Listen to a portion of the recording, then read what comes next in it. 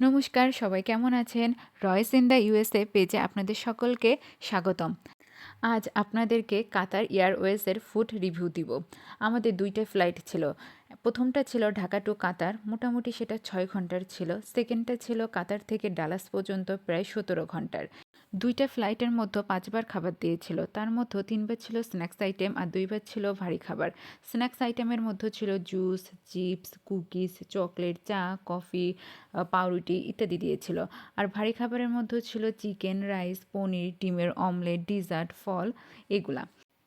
আমার কাছে সাধারণত স্ন্যাক্স আইটেমগুলো বেশি পছন্দ হয়েছে। ভারী খাবারের মধ্যে রাইস আর চিকেন।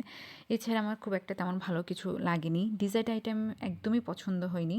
কিন্তু আমার হাসব্যান্ডের মুখে কোনো কিছুতে না নেই। সে সব কিছুই খেয়েছে এবং তার সব কিছুই ভালো লেগেছে।